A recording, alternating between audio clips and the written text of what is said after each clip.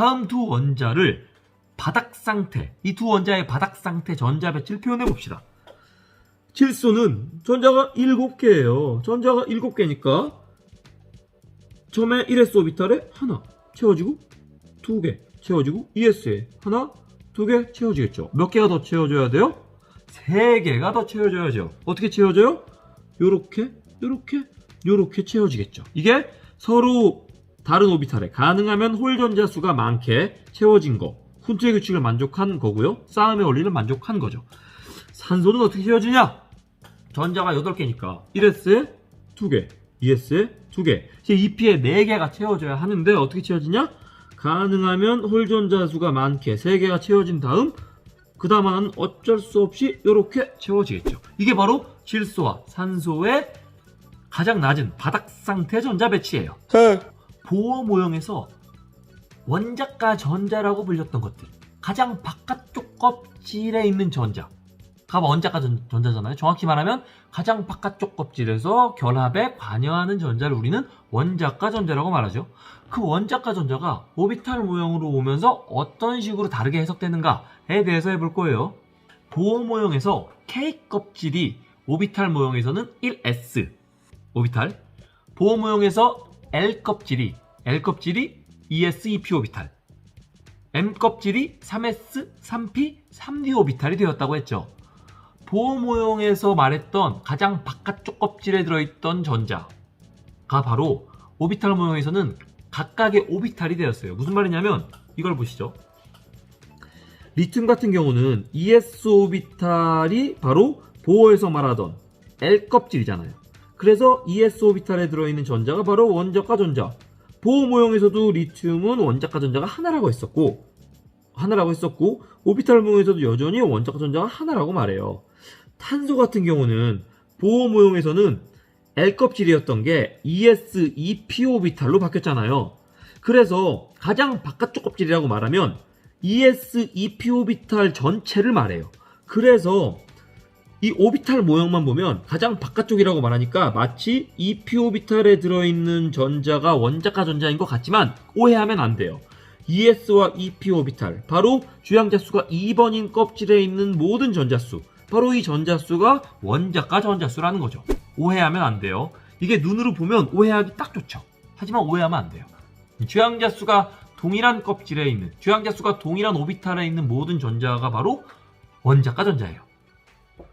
보호 모형에서 원자가 전자가 왜 중요했냐면 결합할 때 공유결합을 몇 개 하냐, 이온 결합할 때 전자를 몇 개 주고 몇 개 받느냐가 때문에 중요했잖아요. 근데 그렇게 전자를 몇 개 공유하고 몇 개 주고 몇 개 받느냐가 중요했던 이유는 모든 원자들은 18쪽 원소들, 비활성 기체와 같은 전자 배치를 갖고 싶어 한다. 그런 전자 배치를 갖기 위해 행동한다. 이 행동이 바로 우주에 있는 모든 물질들이 만들어지는 기본 원리다. 그것 때문에 중요했던 거잖아요.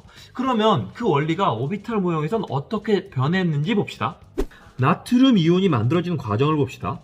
나트륨의 원자가 전자는 이렇게 3s 오비탈에 들어있는 전자 하나예요. 이 하나의 전자가 떨어지면서 바로 이런 오비탈 전자 배치를 갖는다라는 거죠. 이런 전자 배치를 갖기 위해서 나트륨은 나트륨 이온이 된다라는 거죠. 이 오비탈 전자 배치가 바로 누구의 전자 배치냐면 네온의 전자 배치예요. 이 설명은 보호 원자 모형의 설명과 거의 동일하죠. 보호의 원자 모형에서도 나트륨이 KLM, M 껍질의 전자가 하나 있는데 그 M 껍질에 있는 전자 하나를 버리면서 L 껍질의 전자가 8개인, 즉 네온처럼 전자 배치를 갖고 싶어서 Na+가 된다라고 설명하잖아요. 그거랑 동일한 설명이에요. 염화 이온도 그런 식으로 설명하죠. 이 3s3p 오비탈에 들어있는 원자가 전자가 7개인데 이러면 아르곤과 전자 배치가 다르잖아요. 아르곤이랑 전자 배치를 갖기 위해선 이 3p 오비탈에 전자 하나를 더 채워야 돼요. 그래서 전자 하나를 채워서 염화 이온이 된다라는 식의 설명인 거죠. 아시겠죠? 마지막으로 알루미늄 이온과 플루린화 이온의 오비탈 전자 배치를 해보면서 오늘 수업을 마무리합시다. 알루미늄 같은 경우에는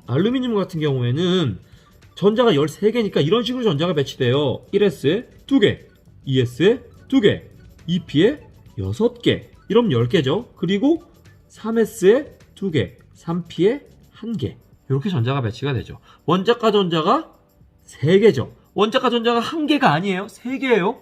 이 3개의 전자를 이루면서 아르곤 3+가 되고 이런 전자 배치를 갖겠죠.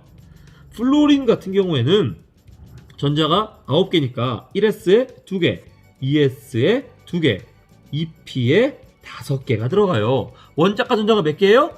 5개가 아니라 7개죠. 전자를 하나 더 얻어서 이렇게 2p에 6개가 전자가 들어가면 플로린 화이온 F-가 되는 거죠. 그래서 이런 전자 배치를 갖게 된다. 이 둘은 둘 다 동일한 전자 배치, 네온의 전자 배치를 갖는다 라는 걸 알 수 있죠. 자, 여기까지 이제 좀 어려운 얘기들 많이 했어요. 보호의 원자 모형에서 현대의 원자 모형, 오비탈 원자 모형으로 오면서 K껍질, L껍질, M껍질이라고 여겨져 왔던 것이 실은 1s 오비탈, 2s 2p 오비탈, 3s 3p 3d 오비탈이란 걸 알게 됐죠. 그리고 각각의 오비탈을 결정하는 양자수가 4개, 주양자수, 부양자수, 자기양자수, 스핀 자기양자수라는 걸 알게 됐고, 요 4개의 양자수와 그리고 3개의 전자배치 규칙, 푼트의 규칙, 파울리의 베타 원리, 싸움의 원리, 요 3개를 가지고 바닥상태 전자배치를 어떻게 하는지를 했고요. 그 바닥상태 전자배치에서 원자과 전자를 어떻게 아는지 했고요. 그 원자과 전자가 어떤 식으로 떨어지면서 이온이 되는지까지 했습니다. 개념만 보면 되게 어렵지만 이걸 문제를 풀고 전자배치를 하는 과정을 해보면 전혀 어렵지 않아요. 학교 오면 전자배치를 열심히 한번 해볼게요. 고생했어요. 오늘은 여기까지. 안녕.